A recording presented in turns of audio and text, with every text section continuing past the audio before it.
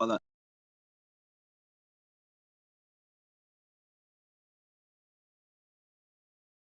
All right, good evening, everyone. So, start tayong bagong series about the book of Galatians. So, tonight we're just gonna go through 10 verses na muna, first half of the book of Galatians. So, I'm gonna start in verse 1 tonight, the book of Galatians. Actually, bigyan ko lang kayo ng intro about this book, ano. This is an epistle na sinulat ni Paul. And actually, this book, medyo straight to the point talaga siya dito. Yung mga gusto niyang sabihin.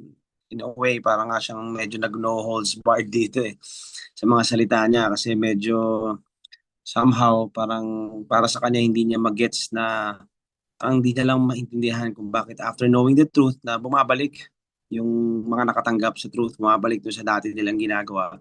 In a way, doon sa mga dating nakasanayan ng mga traditions and ceremonies, yung mga binabalikan nila. Mga parang ang heart ni Paul dito is like, ano ba kayo? Ba't parang nagpapabudol na naman kayo? Parang gano'n, nagpabudol na naman kayo na na paulit-ulit yun ang paulit-ulit nating actually mapapakinggan dito sa book na ito. Plus, again, actually, kung titignan nyo naman mga epistles niya, halos isa naman din yung point talaga. Isa naman yung sinasabi niya.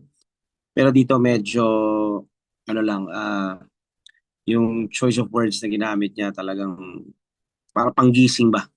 Ang gulat in a way. Kailangan kasi parang actually sa atin, it's also a reminder for each of us na kung ano yung natanggap natin, na kailangan maintindihan natin who we received and what we received in Him. Ano yung mga kasama niyan na wala naman talaga dapat tayong idagdag dyan sa cross. It's a standalone. Tinanggap natin yan. We receive it by grace through faith. Kasi pag may dinagdag ka dyan, it really makes the cross of none effect eh. Yun ang kailangan natin. Yun ang makikita natin dito. So somehow, refresh tayo, renew tayo, mapapaalala sa atin ulit, ano? Yan ang nakakatuwa pagka iniikutan natin yung mga epistles ni Paul. And actually dito sa book na to, according to the scholars, wala din much information talaga as to when and where niya sinulat ito. But there's one thing for sure, hindi niya sinulat ito sa kulungan katulad ng iba. Yung iba ang sinasabi na nasa Rome siya nung sinulat niya ito. So, okay, sige, let's start. Start tayo rito. Verse 1. Start tayo sa verse 1. So it says here, Paul, an apostle, not from men, nor through man, but through Jesus Christ and God the Father, who raised him from the dead. So let me just give you a meaning of the word apostle here. Actually, yung word na apostle came from the word apostolos. Yung apo means from and stelo means to send. So it refers to the act of sending someone on a commission to represent the sender. So ito yung sinasabi ni Paul dito, or let's just say parang it's a messenger with credentials. Kaya nga mas pasok yung word na ambassador dyan. Actually, lahat tayo, we are ambassadors for Christ. So, ang represent naman natin si Jesus. Kaya ang laking bagay na, in everything we do, even the way we speak, paano tayo. Kasi ang lagi nating isipin, we're not just representing ourselves, but we're also representing the Lord. So, yun ang lagi nating iisipin, nasa puso natin. Actually, hindi naman tayo nagpipilit na maging Jesus o nagpipilit na maging mabuti kasi kung titignan mo yung laman ng puso mo at titignan mo yung ugat mo, Jesus naman na din eh. So, nilalabas lang natin yan. So, there are days na parang hindi lumalabas yan. So, ang humaharang lang naman dyan is simply our soul. So, ang kailangan lang naman natin gawin dyan is we align who we are in the spirit sa flesh natin, sa soul natin. Kailangan mag-align yan na renew ka lang o bakit parang ito yung lumalabas, parang hindi ako to. So, babalik ka lang kung sino ka talaga in Christ, sino ba yun nandiyan sa'yo. So, here we see ang ginagawa na sinabi ni Paul dito na it was also God who appointed him and not men. So, it's just saying na it wasn't really answerable to any man but God. Kumbaga talagang si Lord na nag-appoint sa kanya dyan. This is by divine authority.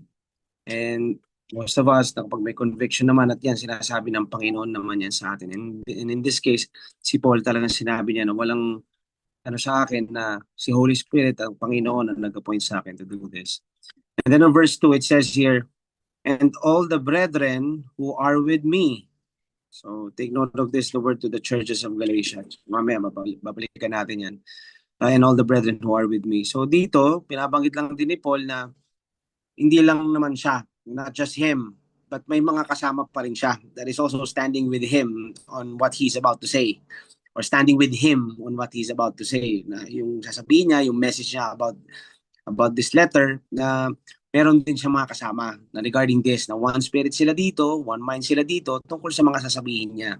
Ibig sabihin, lahat ng sasabihin niya dito sa letter na ito, may ka-agree siya. Hindi lang siya basta nagra-rant or inis or nasa flesh, hindi. May ano yan eh, may truth na may truth na laman yan. Kumbaga, it's based upon the truth. Yung mga truths na bibitawan niya dito, may ka-amen siya dito. Amen. So verse 3, let's go to verse 3. It says here, grace to you and peace from God the Father and our Lord Jesus Christ. So dito, ang ganda ng salutation niya, ang ganda ng umpisa. Sa totoo lang, kung punong-puno ka din talaga, dito makikita naman natin, talaga si Grace, si Paul, like all of us, we're overflowing with grace eh, kasi tinanggap natin yung grace eh. So dito sinasabi ni Paul na, inumpisa niya sa grace to you and peace from God. Ito yung pang-entra niya, grace to you and peace from God. Mga parang, while I'm reading this, kasi alam ko na nga yung nung binasa ko ulit to, dahil alam ko nga yung kabuuan nung epistle, nung book. So, ang ganda nung entra niya rito eh. Kumbaga parang, you got to prepare your heart. So talaga, grace to you and peace from God. Di ba? The Father and our Lord Jesus Christ kasi doon sa mga sasabihin ko, parang, prepare your hearts na what I'm about to say, na ano man na marinig nyo, this comes from the truth. This comes from the Lord God. So parang nag-iinto siya na have grace to hear and listen and peace and listen with the peace of God so that you will be able to respond properly or accordingly sa Panginoon. So yun yung pang-enta niya rito. So ito na sa verse 4. Let's go to verse 4. It says here, so ito na, who gave himself for our sins that he might deliver us from this present evil age according to the will of our God and Father. Yes, we believe, alam naman natin, galing lang tayo sa book of Colossians, we have already been delivered from the power of darkness. So, ibig sabihin, darkness, Satan, enemy, wala naman na siya talagang power. But because of grace, hindi lang after ka ma-deliver, yun na yun. Kasi meron pa ring evil day eh. There's an evil day. Meron pa rin naman, may darating pa ring evil day in this age. Alam naman natin that John 16, in this world, there is tribulation. There will be tribulation. There will be evil day. But may darating eh. But we need to take heart kasi alam naman natin that Jesus Christ has already overcome the world. Ibig sabihin tayo, more than overcomers din tayo. Pero hindi ibig sabihin na walang darating na evil day. Meron pa rin naman. Makulit ng kaaway, hindi titigil yan. But, dahil sa evil day na yan, ang sinasabi rito na He might deliver us from this present evil age, patuloy pa din ang provision niya for us para mapagtagumpayan natin yung mga yan. Remember, sabi sa 1 Corinthians 10:13, actually sa Tagalog, na wala pang pagsubok na darating sa'yo na hindi nararanasan ng ibang tao. Pero ang sinasabi doon, tapat ang Diyos, God is faithful. Meron ka mang niraranas na pagsubok ngayon, hindi lang naman ikaw ang rumaranas siya, may iba pa rin rumaranas siya. But tapat ang Diyos na hindi niya hahayaan na ikay masubok sa higit ng iyong makakaya. So ano ibig sabihin nun? Bago dumarating pa lang yung pagsubok, dumating pa lang yung evil day na yan, nagbibigay naman siya ng paraan, nagbibigay siya ng lakas para malampasan mo yan. Nagbibigay siya ng karunungan para mabigyan ka ng paraan mabigyan ka ng solusyon upang masolusyonan kung ano man yung magiging problema at naging problema. Yan ang patuloy na binibigay niyan. Kaya in this present evil age, binibigay niya sa atin yan. Tinutulungan niya tayo. Because it's always God's will to deliver us from this present evil age. Remember, grace has been made available. So yung word niya has also been made available. Andiyan na rin, salita niya, siyempre doon din tayo kumukuha ng lakas, doon din tayo kumukuha ng karunungan habang binabasa natin ang kanyang salita. Diyan din siya nakakapagbigay ng revelation sa atin, diyan din siya it's like we're fellowshipping with Him. Doon din tayo nakakatanggap ng karunungan upang magkaroon tayo ng panlaban ba? Na magkaroon tayo ng solusyon, ng paraan upang malampasan kung ano man pagsubok ang kaharapin natin. Tandaan natin, ang Panginoon, ang God, ang kalooban ng Panginoon para sa atin is mapagtagumpayan natin ang lahat. Hindi siya ang nagbibigay ng pagsubok, hindi siya ang nagbibigay ng problema, hindi siya nagbibigay ng bad situation sa iyo. Madalas nga nangyayari, tayo naman talaga yung nagdadala din sa mga ganyang pangyayari. Dahil because of wrong decisions and mistakes, and sometimes nadadamay din because of the mistakes and sins of other people, but it doesn't mean na walang grace. Nandiyan ang grace niya para maialis tayo dyan. All the time yan. Ang will niya sa atin is for us to prosper, for us to be healed, for us to be delivered from every or in every evil day to come. And it says in verse 5,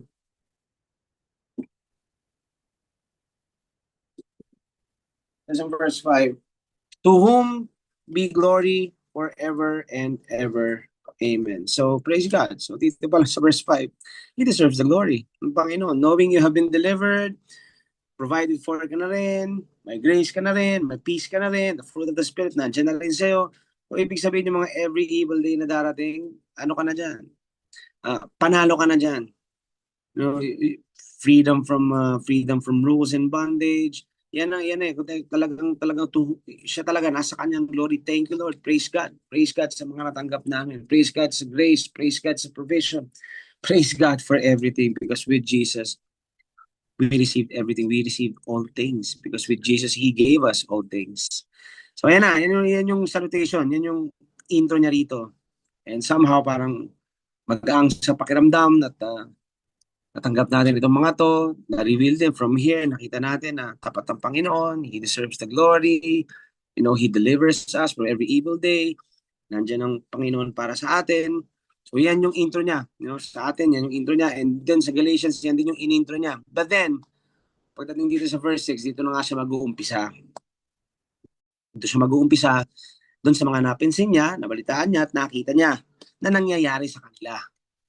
Sabi dito sa verse 6, I marvel that you are turning away so soon from Him who called you in the grace of Christ to a different gospel. Now, ito na. Parang sabi ko nga, kasi parang nilalagay ko yung sarili ko kay Paul as he was writing this, or siyempre habang binabasa natin, I'm sure when binabasa nyo ito yung sinasabi niya rito, parang para sa kanya hindi niya mag-gets, parang hindi ko maintindihan eh. Alam mo, parang kung ako nga ito, parang yung salitang gagamitin, believe ako sa inyo eh. Parang ang bilis nyo naman. Parang alam mo parang ganun kung tatagalogin natin, believe ako sa inyo, ang bilis nyo naman. Parang kailan lang, di ba? Parang sinasabi, parang kailan lang naintindihan nyo eh. Diba? You have been delivered. You have been prospered. You have been healed. You have been forgiven. You have been justified. You have been qualified. Alam niyo itong mga bagay na ito eh. Bakit parang yung bright color ng mga itsura nyo nung nag-umpisa tayo, dahan-dahang nag-iiba. So parang ganito yung sinasabi ni Paul dito. Diba? Parang dati okay eh. Naintindihan nyo, okay. Ang ganda ang liwanag nyo noon. But ngayon, parang nagkaroon kayo ng ibang shade. Diba? Parang nagdidilim kayo bigla, parang gumugulo. Parang nawalan kayo ng kulay. Ano nangyari? Bumabalik kayo sa lugar kung saan ko kayo unang nakita, kung saan ka nailigtas. Ano nangyayari? Bakit? Ano ka na eh? Na-free ka na sa rules eh. Na-free ka na sa bondage eh. Yun ang sinasabi niya rito eh. Ano nangyayari? Alam niyo sa ibang translation, sa message translation, hindi ko pala nailagay dito yung message translation. Gusto kong siguro kung someone can, put it up on the chat, sa chat box. Basahin ko sa message translation. Ito kasi sinasabi, parang hindi kasi siya makapaniwala. Actually, sa message translation, ito sinabi niya, I can't believe how you waver, how easily you have turned traitor to Him who called you by the grace of Christ, by embracing an alternative message. Ang pagkasabi pa rito, it is not a minor variation. You know it is completely other. An alien message, a no message, a lie about God. Yung sinasabi niya sa message translation, yung parang, anong ginagawa nyo? Hindi yan yung tinanggap yung message eh. But andyan na naman kayo. Dinadagdagan nyo na naman kasi dito yung nakita ni Paul dito na yung mga Galatians, parang nangyayari dito, bumabalik na naman sila sa dati. Yung mga dating tapos na, yung mga dating pinagbayaran ng Panginoon sa krus, ginagawa na naman nila. Ephesians 2 verse 8, we have been saved by grace through faith. At hindi lang tayo may alam yan. Yung mga nandyan, yung mga sinusulatan niya at that time, alam din yan eh, that they have been saved by grace through faith. Susi lang naman dun, simple, yung faith lang naman eh. You have to believe kasi grace has been made available, but you need to believe. Di ba? You need to believe. It's faith. So sinasabi ni Paul dito, kasi pag may dinagdag ka dyan, in order to get saved, na-save ka na eh. So parang mangyari, it makes it of non-effect, na void eh.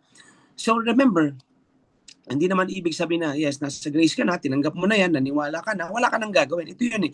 Everything that we do now is a fruit of salvation, is a fruit of what we receive.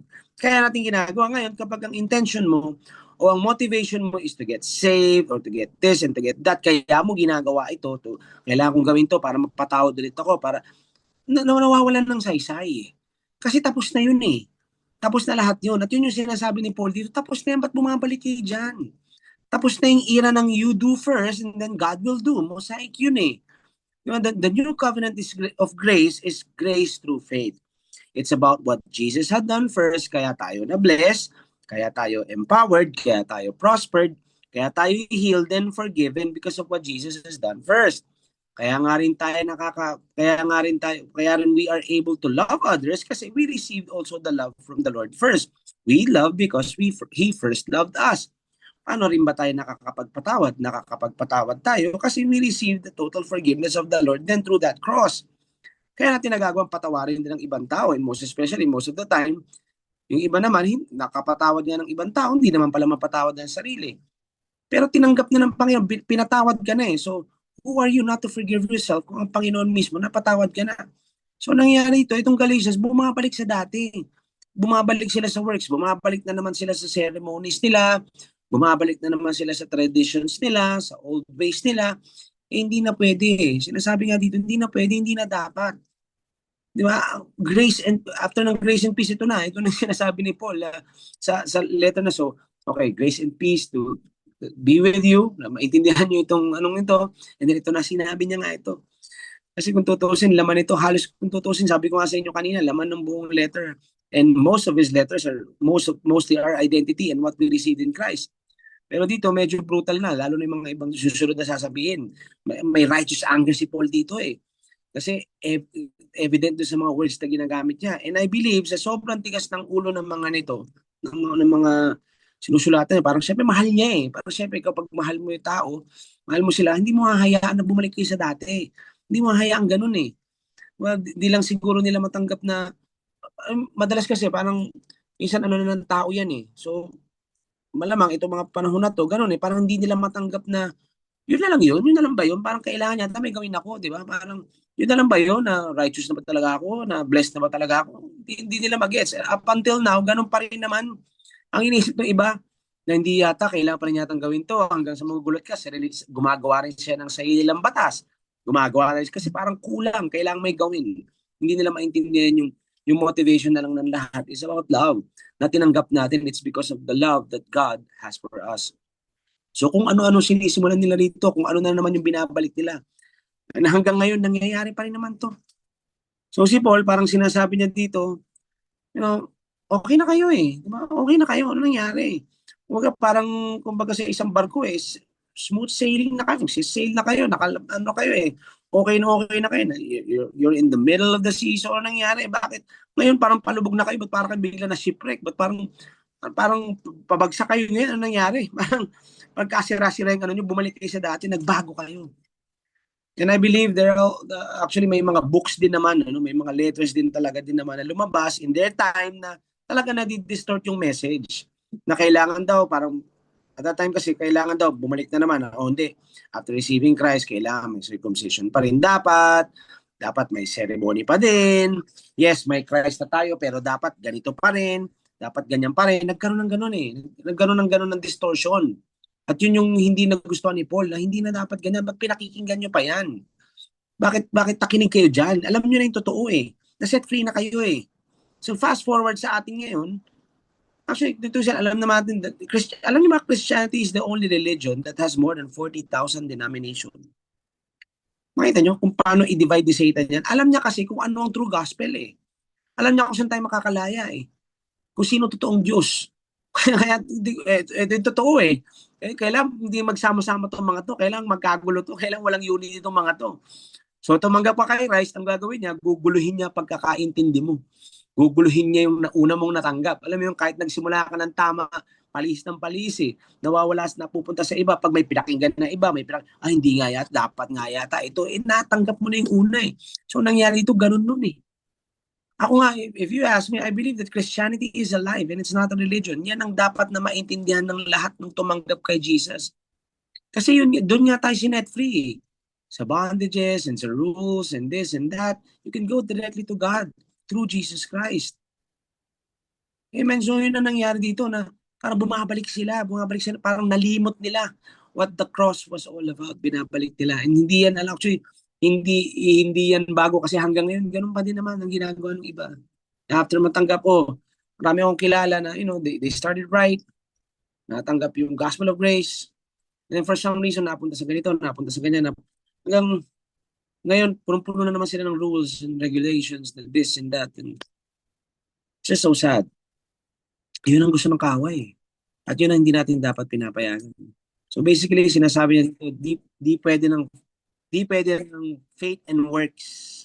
Saved by works and faith dapat. Parang yung sinasabi, hindi, kailangan saved by works, pero may faith dapat. Alam mo yun, dapat, mali. So parang, saved by works, tapos yung, anong nangyari, na-save ka by faith, pero kailangan may works. Kasi mawawala yung pagka-save mo, pagka hindi mo nilagyan ng works. So, na-distort na naman eh. Katulad nga sabi sa inyo, yung works na ginagawa mo is a fruit of the salvation. Fruit yon dahil na-save ka. Kaya ka may ginagawa. Kaya ka may nagagawa. Yung iba ngayon, kailangan ang sustaining factor nila, in order for you, para masustain yung salvation mo, na-save ka pa din, kailangan patuloy yung works mo. So, ibig sabihin, bawa, tumigil ka ng tithing, patay ka. Medyo nag-alanganin ka ngayon, baka alanganin na yung salvation mo. Kasi medyo 2 buwan ka hindi nag-tithe eh.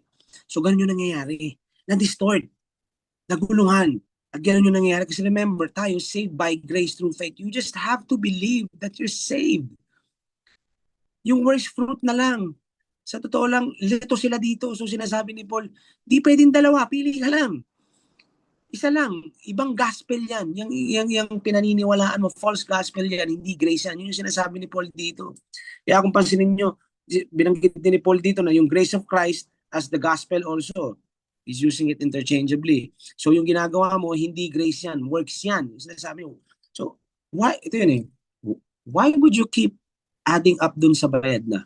O ba't pilit ka pang magbabayad dun sa utang na bayad na? No? Ano yun? Parang, ba't pilit mo babayaran yung bayad na?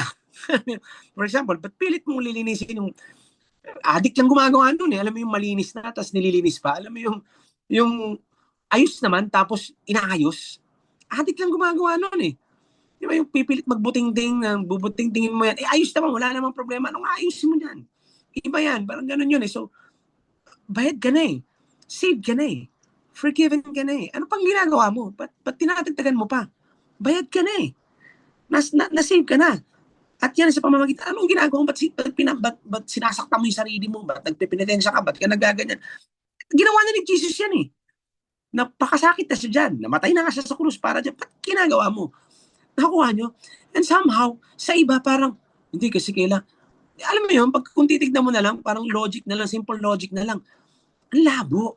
Pero ang daming naniniwala. Ganyan ka-distorted yung kung paano i-pervert ni Satan ang word eh. Hindi mo mamalay, so subtle. Yung iba parang kapalaki na ng palaki. Oo nga, no? Mapapa-oo nga, ano ka na lang eh.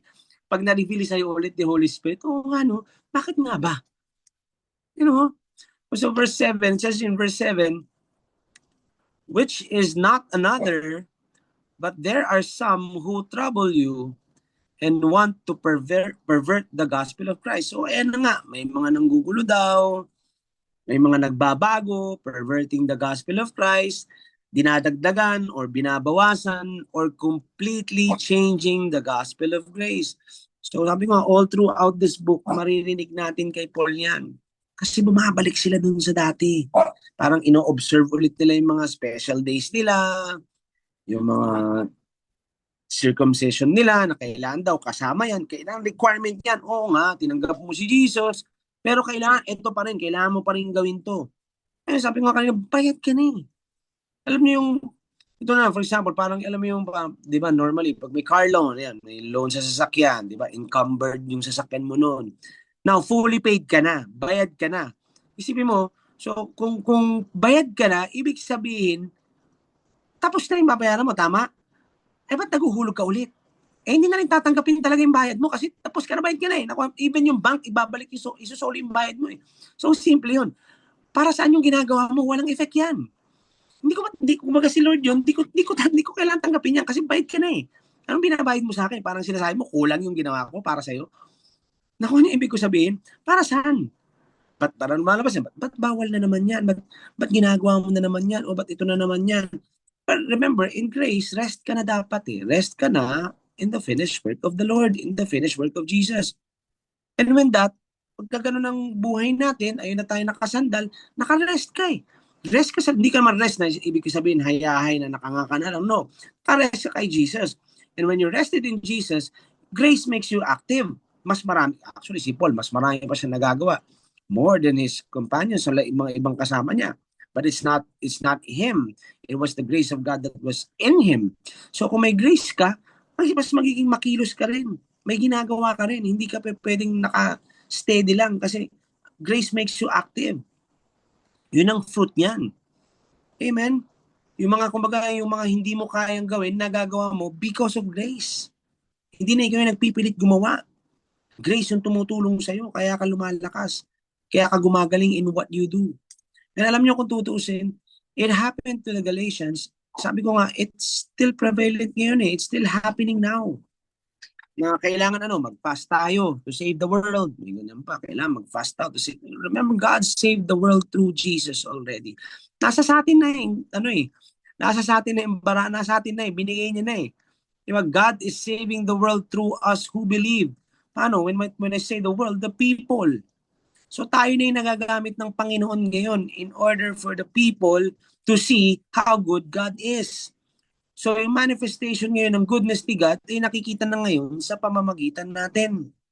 And nangyayari ngayon, even up until now, problema ng Galatians yan, years, di ba? Centuries ago, problema na ng Galatians yan, nagiging problema pa rin ngayon. O hindi, kailangan mo pa rin ganito. Hindi, kailangan mo pa rin gawin to. Sabi ko, you have to tithe. O, dapat may first fruit. Kahit ikaw na first fruit na si Jesus pinagsasabi. May mga ganun. Yung iba naman, kailangan wala kang absent sa church ha? Kasi hindi, pagka umabsent ka kasi, mawawala yung protection sa'yo ng Panginoon. Teka muna, akala ko ba protected na tayo? Akala ko ba ang Panginoon, Jesus is already in me? Akala ba Christ in me, hope of glory? Akala ko ba hidden in Christ with God na ako? So ibig sabihin, nakatago ka na sa kanya, protected ka na eh. Tapos bigla may lalabas na hindi, kailangan mag-church ka, kailangan umattend ka. No, I'm not saying that, hindi ko sinasabi na masama itong mga to. Yes, it's good. Pero fruit mo na yun eh. Kaya ka nag-a-attend ng church for you to learn. May atmosphere of faith yan, may community yan, building up yan. Diba? You have someone to agree in faith with, fellowship yan. Of course, it's good. Pero kung ang intention mo for going to church, ay kailangan kailangan ko magpalakas kay God, kailangan ko umattend, kailangan ko mag-serve, kailangan ko gawin to, kailangan ko gawin yan. Hindi ganun eh. So actually, ganun yung nangyayari no. Up until now, ganun pa rin nangyayari. Diba? Pero kung ang intention mo, iniisip mo na kung hindi ka umattend, mawawala salvation mo. At actually, sinasabi ko lang itong mga bagay na ito, hindi ko lang sinasabi ito, nangyayari ito mga kapatid, na yung iba na kailangan mag-church kasi pag hindi nag-church, baka mawala salvation mo. O kaya naman, aatras sa pila yung prayer mo. O kaya kung pang 100 ka ngayon, ako magiging 400 yan kasi naka-4 na linggo kang di umattend. Maling gospel yan. Walang ganun. Amen? Kaya hindi ko sinabing, huwag niyong gawin ito. Siyempre, of course, you attend church. It's good for you. Sinabi rin ng Panginoon, not neglect. Amen? So, yung daily devotion mo, yung Bible reading mo, may mga ganyan eh. Diba? So, bakit mo ginagawa yung mga bagay na yan? Diba? Ginagawa mo ba yan to get God to do something? O ginagawa mo yan kasi sobrang mahal mo ng Panginoon at nalaman mo at naintindihan mo at na-experience mo yung pagmamahal niya sa'yo. Kaya mo ginagawa yan because you want to learn more. You want to know Him more. You want to know the promises more para mas may panghawakan ka pa. Natanggap mo na eh. Yung iba kasi parang, hindi ako napag-Bible reading. Naku, patay, hindi ako nakabasa kanina. Lagot. So, syempre, sorry Lord, huwag mong gawin. Huwag mong gawin batas. Yung iba, sila mismo gumagawa hanggang sila yung nako-condemn, hanggang sila yung nag-guilt. Hindi dapat, you read your Bible because you want to. Because you want to fellowship with Him. You want to learn more and have a fresh revelation. Yes, praise God. Yun ang motivation natin. Yun ang laman ng heart natin. Pero pag ginawa mong works, magiging void yan eh. Again, I'm not against these things. These are good. Ginagawa ko rin ito mga kapatid. Kaya huwag niyo sabing, wag na raw magbasa. No, ginagawa ko yan up until now. Kahit ilang beses ko na natapos yung Bible ko, pinabasa ko pa din. At even nga ngayon, kaya sinisimulan ko ngayon, ito sa Galatians, iniisa-isa natin yung epistles. Sama kasi ang sarap ng inuulit-ulit. Dahil marami ka rin nabasa noon na ngayon natutuklasan mo pa lang ulit na hindi ko nakita to noon, nakikita mo na naman ulit ngayon, bago na naman. Hindi nagpabago eh. Hanggat nandito tayo, ang dami pa natin malalaman at matutuklasan tungkol sa Panginoon. Amen? Kasi pag mali ang intention natin mga kapatid, mawawalan ng silbi. No, iba naman, no, ano, iba. Hindi, tinanggap mo si Jesus, pero kailangan may water baptism. Kailangan kasi pag di ka nag-water baptized, hindi ka bona fide member of the Church of Apostle of Jesus Christ pag di ka water baptized. Mga ganyan pa. Grace through faith eh. That's it. In the new covenant, the only requirement is faith in Jesus Christ. Remember sa Romans 10:9, di ba? If you openly declare that Jesus is Lord and believe in your heart that God raised Him from the dead, ano daw susunod doon? Sinabi, you will be saved. So from there pa lang, alam mo na kagad. Yun na yun. Saved ka. Why? Kasi naniwala ka sa puso mo that God raised Jesus from the dead. And I openly declare that Jesus is Lord. And I'm saved. That's it. Kailangan totoo sa puso mo. Yun eh. That is the requirement. That is the only requirement. Remember, isa pang passage na nabanggit yan. Remember kay Paul and Silas dun sa Acts 16? Nung tinanong ng jailer na, what must I do to be saved? Anong sagot ni Paul? Believe in the Lord Jesus Christ and you will be saved. Actually, may karugtong pa yun. You will be saved. May karugtong yun. You and your household. So, panghawakan mo yun eh. Ang hirap mo yun, dadagdagan. Kung noon nangyayari yan, na ang daming nagdadagdag, ang daming nagbabago, ang daming binabawas, hanggang ngayon nangyayari pa rin yan. In different churches, in different places, na kung ano-ano dinadagdag nila. Na kailangan gawin mo to, kailangan gawin mo yan. I don't know what the agenda is. Siguro parang ginamit na rin nila yon para this or that. I don't know. Hindi ko alam. Pero it's not right. That's not the gospel. Amen. Yun ang requirement eh. Iba naman, paano yan kung dito to? Kasi iba, paano yan kung dito to? Sabi kasi nung ganito daw dapat. Kung hindi, naku, hindi na raw kami safe. Paano yan kung hindi totoo? Diba? Isipin na yan, di huwag ka maniwala. Paano ngayon kung totoo? Simple lang naman yan eh. Ayaw mong maniwala na yan ang kailangan mo, tanggapin mo si Jesus. Tanggapin mo si Jesus, save ka. Kung ayaw maniwala, kung ayaw maniwala, di impyerno ka. Simple lang naman yun eh. Nakuha nyo, simple lang yun. So you choose. So ano, maniniwala ka o hindi? Kasi kung ako sa inyo, maniniwala ako at alam ko lahat ng mga kayo dito naniniwala. Amen? So kung anong problema noon, yan pa rin hanggang ngayon. Why? Kasi Satan will keep dividing it. Satan will keep distorting it, perverting it. Nang sa ganun, hindi magkaisa mga Kristiyano. Magkagulo-gulo sila. Hindi sila, kaya nga, praise God, because this ministry, the Lord has been using this ministry to unite churches. That's why yan, actually this next week, sila Ron will be going to Osamis. And then the week after that, we'll be going to Jensen. And ganyan nangyayari in the Mindanao area. Kasi pastors, nagkakaroon ng mga fellowship ng mga pastors, setting doctrines aside. Na paniwalaan muna natin na ang Panginoon namatay sa krus, 3 araw na buhay muli, makasaka ng kamay ng Ama, at tinatanggap mo siya bilang Diyos tagapagligtas. Doon muna tayo. Magkaisa tayo. Why? Kasi yung mundo gumugulo. Kailangan nagkakaisa tayo bilang mga Kristiyano. And praise God kasi sobrang ganda ng naging breakthrough ngayon ng mga napupuntahan namin. Ang dami na set free. And it's not us. It's not metanoia. It's Jesus Christ. So kailangan naman ni Jesus is someone that would cooperate. Mag-cooperate. Amen? So yan ang primary goal ni Satan, to divide us and to distort the gospel. And sadly yan, sobrang daming Christians who cooperate with the schemes of the enemy, who keeps distorting and keeps perverting and changing the gospel that was given to us. Kaya praise God, in this ministry, we know better. At walang sino man ang pwedeng makanakaw niyan sa atin. In verse 8, it says here, but even if we or an angel from heaven, bigat dito, preach any other gospel to you than what we have preached to you, let him be accursed. Now, ito mabigat. Again, just to be clear, we don't curse. We bless. Matthew 5. Matthew 5 even tells us to bless those who curses us. But of course, this is in the context of retaliation. Yung babalikan mo yung ganito, ganyan. But when it comes to the gospel, it's a totally different thing. Like for me, example, as a pastor, if I see someone na nanggugulo sa flock, kausapin ko yan, hindi ko hahayaan na pagpapatuloy niya yan. Kung di siya magbabago, may kakulangan disiplina para dyan at kailangan kaharapin.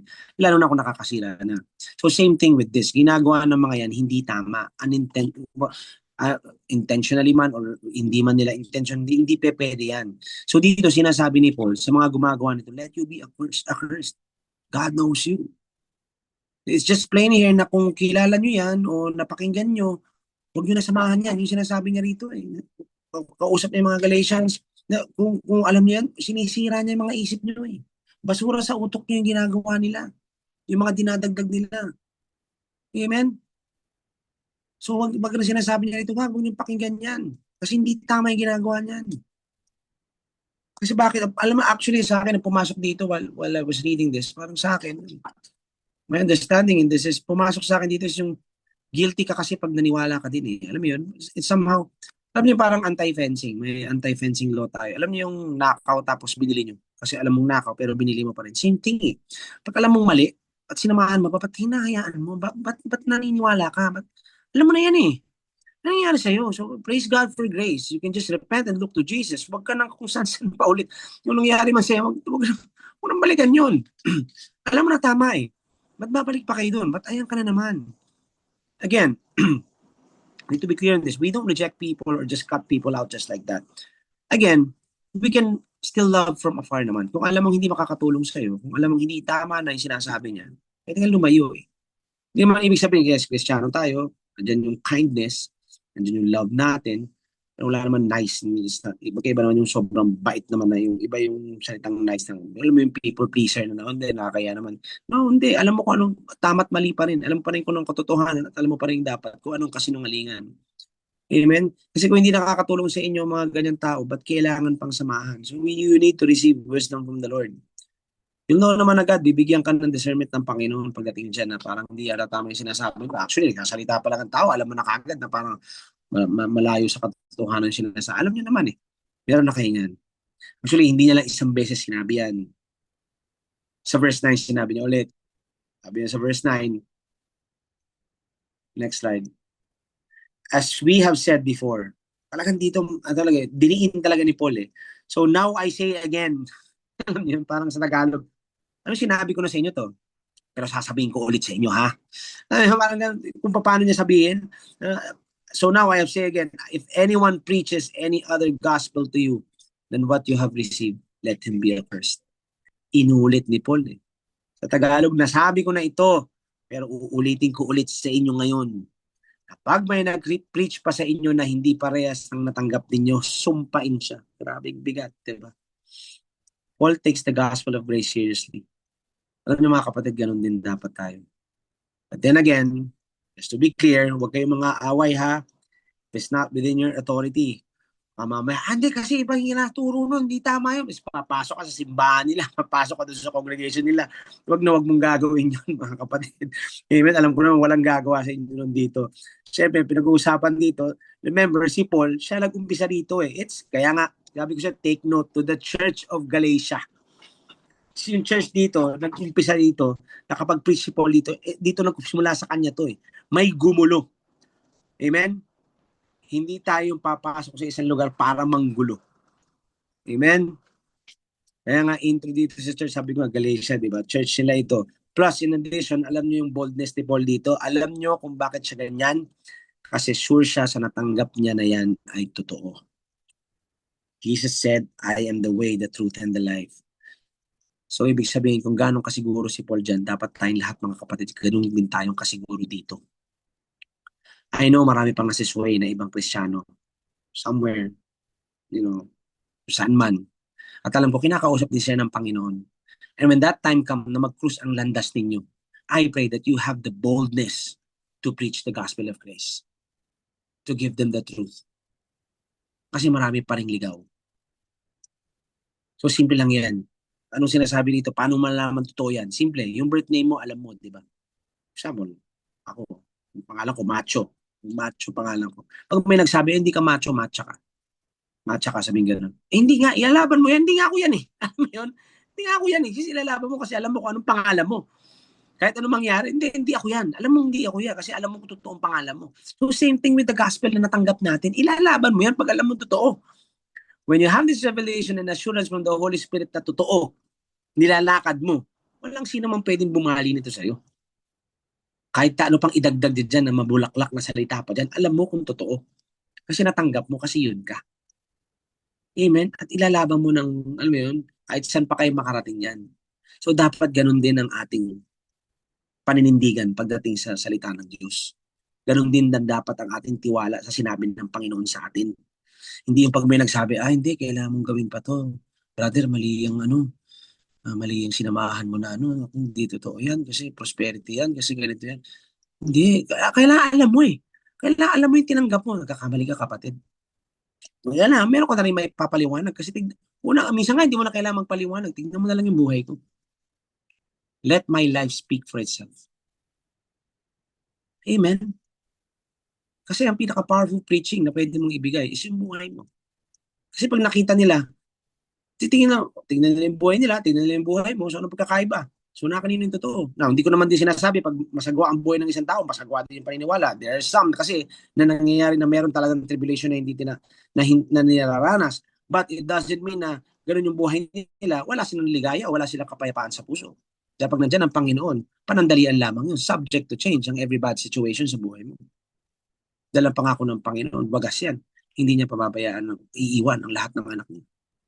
Ang lahat na naniniwala sa Kanya. Everything is possible to whom who believes. Amen? So dito sinasabi ni Paul, talagang yung boldness siya rito, malinis. Talagang totoong-totoo kasi alam niya kung ano yung tinanggap niya at alam niya kung ano yung naituro niya. Pagka may gumawa niya sa inyo na iba, hindi tama yan. Sampain ng Diyos yan. Alam ng Diyos yan totoo. Huwag niyong pakikinggan yan. Amen? It says in verse 10, for do I now persuade men or God, or do I seek to please men? For if I still pleased men, I would not be a bond servant of Christ. So actually, this is the last verse for us tonight. This is what we need to ask ourselves. After, hearing all this, do we really believe what we believe? Naniniwala pa talaga tayo doon sa mga sinasabi nating pinaniniwalaan natin? O baka nakaangkas lang ba tayo? O baka nakaangkas lang pala tayo? Baka ginagaya lang natin yung narinig natin kay Brother Ron, o narinig natin kay Brother Denard, o kay ganyan, kay Pastor Macho. Ano lang ba? Ginagaya ko lang ba yun? Inuulit ko lang ba yung sinasabi nila ni Pastor, ni Brother, ganyan? O naniniwala pa talaga ako? This is a question that we need to ask ourselves na pag may pumalagba sa sinasabi ko, babawiin ko ba? Kasi baka may masabi yung ibang tao. Ano yung ibig ko sabihin na, alam mo yung biglang kabig. Kasi nakita natin dito talagang yung boldness ni Paul nandyan eh. Actually, the same spirit that Paul received is the same spirit that we have now. The same strength that Paul had, the same strength that we have in Jesus Christ. Nakuha nyo? So dapat, ano ngayon tayo, ang tanong natin ngayon, mas takot na ba tayo sa tao ngayon? Baka may masabi. Babawiin ba natin yan? May bawi ba tayo? Hindi, alam mo, oo nga, may ganun ba tayo? Are we pleasing God? Or are we pleasing men? Paul is saying here, parang nangingiliti lang ba ako ng tenga naman nakikinig? O sinasabi ko talaga kung anong dapat? Sinasabi ko talaga kung anong sinasabi ng Panginoon? Kasi kung ang ginagawa ko is otherwise, ang ginagawa ko iba, just to please men, then I'm not the true servant of Christ. Yung sinasabi dito nito. Sabi ko, same thing we need to ask ourselves. Even when I preach, pwede naman akong good message all the time, encouraging message all the time, pwede kung tutusin, gugustuhin ko lang, pwede kong gumawa ng message na magtatalunan na lang tayo. Magpalakpakan, mag-amen na lang tayo eh. But no, when I preach, I just announce. Mouthpiece lang naman ako, mga kapatid. Whatever I hear from God, yun lang. And it's the same reason I don't really prepare for a message ahead of time ng sobrang tagal. Most of the time, parang kinagabihan, minsan parang ayan na. Kasi most of the time, pag nagpe-prepare ako, nababago din eh. So what's the use of preparing? So I just, ang kailangan ko na lang, I just need a fresh revelation from you, Lord. What do you want to say? I'm here. I'm your vessel. I'm your mouthpiece. Just let me have it, and I'll deliver it. Kaya madalas ako, same day I preach, yun na rin, same day I receive. So I'm not saying that you do the same. Kapag magme-message ka, I'm not saying you do the same, but that's just me. Amen? So, pag may kailangan ipaabot ng Panginoon, ipapaabot ko. Masakit man ito minsan pakinggan, ipapaabot ko. Pag yan ang gusto ng Panginoon. Amen? At yun ang gustong ipasabi, yun ang gustong sabihin ng Panginoon eh. At yun din ang gustong sabihin ni Paul dito. Here in this 10th verse, yan ang sinasabi ni Paul dito, I'm not trying to please men, but God. Mga kapatid, sometimes there are things na mabigat sabihin, pero pag galing kay Lord, sabihin mo pa din kasi yun ang kailangan. Minsan siguro may mga bagay kayo na parang di mo alam paano sasabihin. Holy Spirit naman ang magagabay sa inyo, magtuturo sa inyo how you deliver the right words. But it needs to be delivered, one way or another. Sometimes kasi natatakot na tayo sabihin dun sa tao, kasi nga parang, ang nangyayari na, ano ba, ito yung sinasabi ni Paul dito, doon ka na sa tao ng takot. Hindi na tayo nag-o-obey sa pinagagawa. Remember, we are not here to please men, but God. And it is impossible to please God without faith. So kung, alam naman natin, si God ang piniplease natin, at in order to please God, kailangan maniwala ka. So kung naniniwala ka, mag-obey ka. Parang, actually, dali na lang nung sinasabi ng Panginoon sa akin, naniniwala ka ba talaga? O, ganito. Kung hindi ka nang ginagawa, o hindi ka talaga naniniwala. Simple lang, paikot-ikotin mo lang. So when will you believe?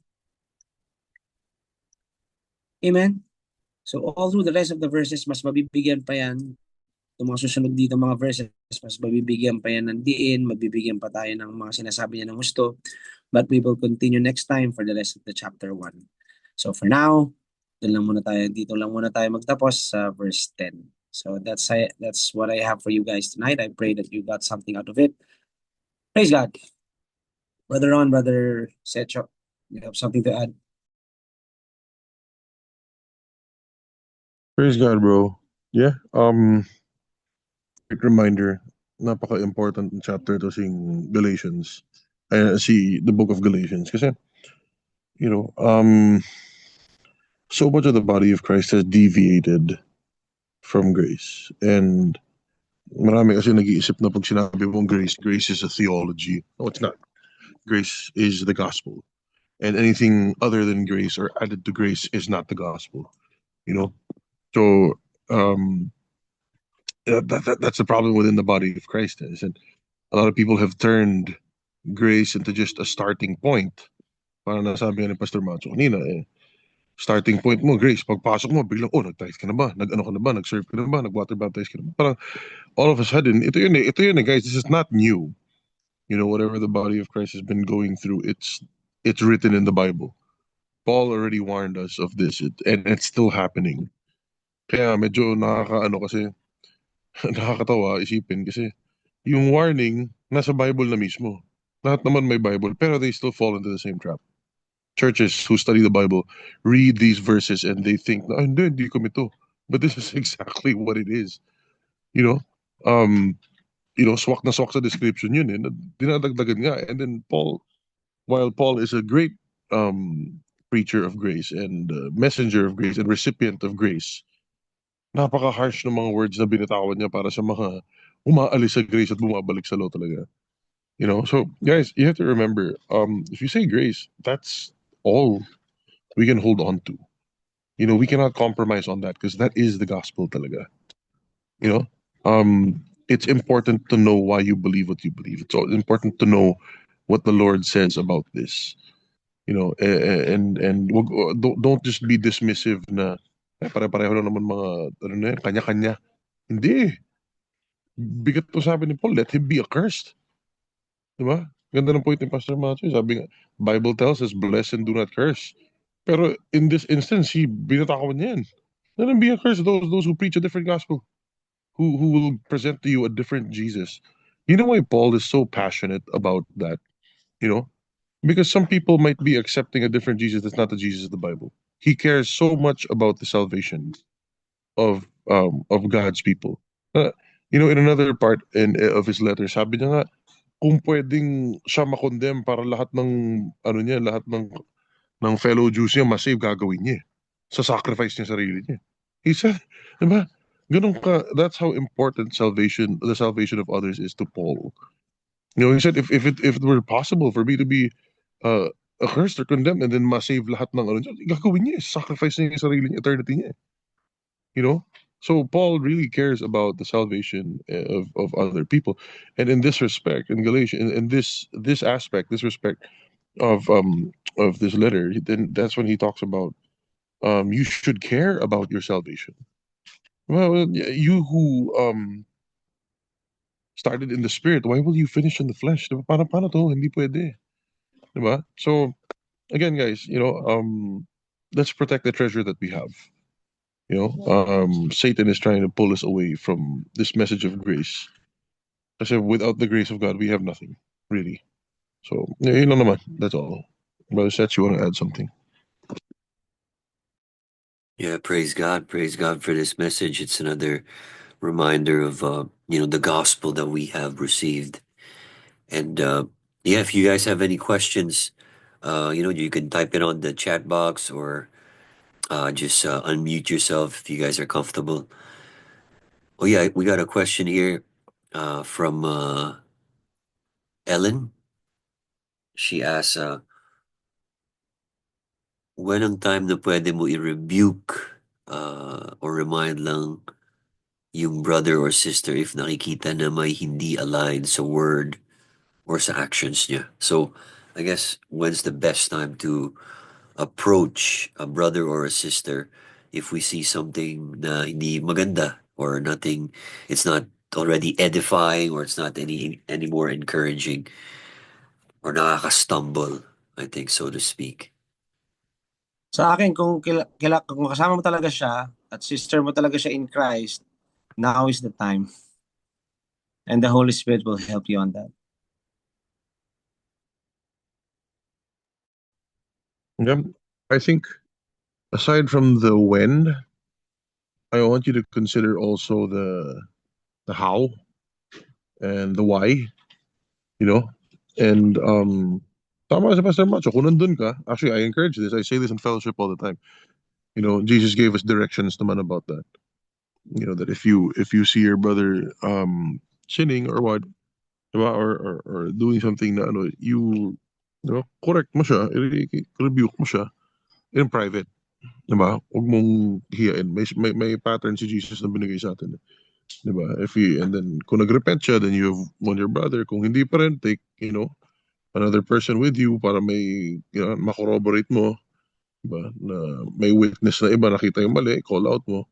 Diba? Then kung hindi, gawin mong church concern. Diba? Yun na yun. But it's not only that. You have to ask yourself other questions too. Number one, are you in the position to correct? Kilala mo ba yan? May relationship ba kayo? Diba? Like, are you someone of influence sa life ng person? Is your word valid? Diba? Kasi it's not just correcting for the sake. Okay. A lot of people correct just for the sake that they want to be right. You know what I mean? Pero the correction is supposed to be restorative. It's supposed to yield positive results. Yung iba kasi gusto mag-correct, pero for the sake lang, nahihiyain ko itong taon to. You know what I mean? Or I'm going to show everyone that I'm right and you're wrong. A lot of Christians, yun yung why nung correction nila. So, number one, are we in a position to correct this person? Okay, why? Because we want it to be effective. Now, if we are not in the position to correct this person, maybe we can ask, we pray for wisdom, how to proceed about it. To pray for the person, diba? How to say something. Kasi kung hindi, mag-aaway din kayo. Now, if it's blatant and it's whatever, then talagang tama si Pastor Macho, dun mo i-address. Diba? Lalo na kung nakakasakit sa ibang tao or what. Diba? It's good to correct. But at the same time, how you say it is also important. Are you going to be very condescending about it? Are you going to be very diba, prideful about it? Iba-iba. So it's not just the when. Anyway, many things to consider. If we pay attention to the Holy Spirit, swabe yan. It will correct, it will build up, it will edify, it will restore. Diba? Pero yun nga, pag si flesh kasi pinairal, it will divide, it will cause division and hurt, and it will not restore, it will tear down. So, yun nga, yung motivation natin lagi is to build up and to restore. Diba? So, yun lang. I hope that helps. Dagdag ko lang din, actually, ang ano ron, basta always be guided by the Holy Spirit. It's not about, lagi ko sinasabi ito na it's not about what you know or even what they need, na kailangan talaga nilang malaman, kasi kailangan ma-take into consideration natin is how they will receive. Kasi kung hindi nila matatanggap ng tama, ng walang tamang direction ng Holy Spirit kung paano sasabihin niya, mawawala. Tama yung sinabi ni Brother Ron. Ang ending niya, mag-aaway pa kayo. Ang ending niya, magkakaproblema pa. So, kailangan, talagang prayer din. How Amen. And yeah, also remember that, yes, it is absolutely biblical to rebuke, to correct, but it is also equally biblical to restore. It's equally biblical to edify and to exercise wisdom and to love. So, kung yung correction mo will sacrifice wisdom, parang delikado. If your correction will sacrifice love. Pwede naman kasing harsh correction pero in love eh. You know what I mean? Yung kung may kapatid na nalulung sa certain bisyo or whatever, masakit yun i-call out. Pero kailangan, so I'm not saying i-baby mo. I'm not saying na kailangan maganda o malumanay lagi. Hindi naman ganun yung sinasabi ko. But I'm just saying that, listen to the Holy Spirit. May paraan yan. Kahit na strong yung correction, pag yung intention mo tama naman, makikita ng tao eh. You know? Pero kung for the sake lang na basta papamukha ko sa yung mali ka, yung mga ganun na, yun ang medyo delikado. That will not benefit anyone. So, anyway, I know wala namang ganun dito. I'm just reminding everyone that we should be prudent and exercise wisdom and always operate in love.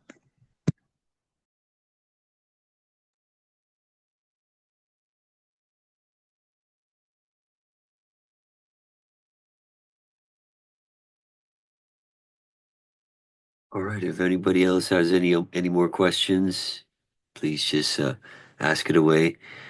I was just thinking about pagka natanggap mo na yung grace, pero biglang bumalik ka sa what, like sa alam mo yung mga different types of Christianity, like did you guys ever hear about this yung mga black Hebrews or black that like they're the chosen people daw.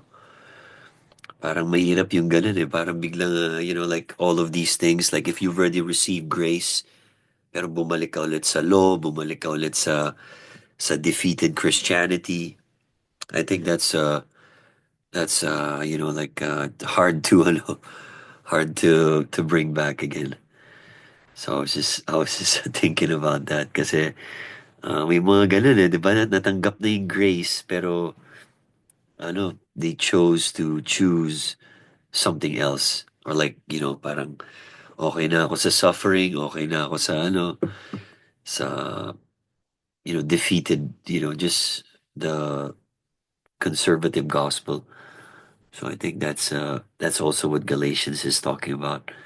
He wants us to bring back to to the gospel of Jesus Christ, the revelation of Jesus Christ.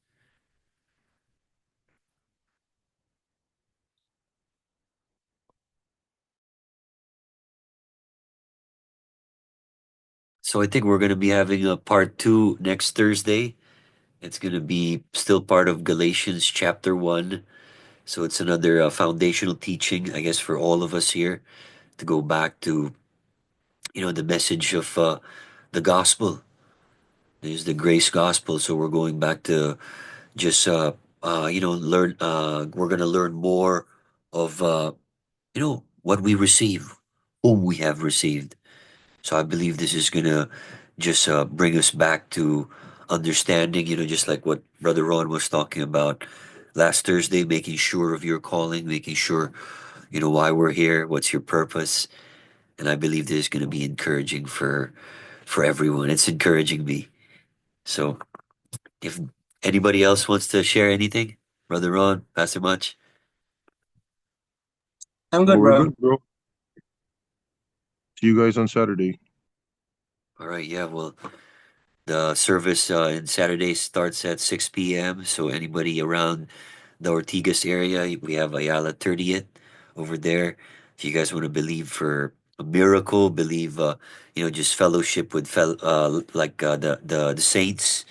If you wanna, man, I'm gonna see you guys this year. By the end of the year for sure. I'll try to spend more time with you guys. And man, I'm excited. I'm excited for what the Lord is doing. And does anybody else want to say anything?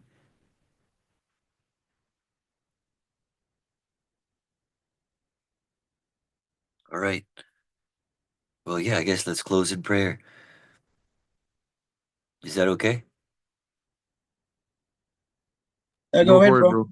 Yeah. All right. We let's join our hearts together. Father, we just thank you for every spiritual blessing in the heavenly places is now ours through Jesus.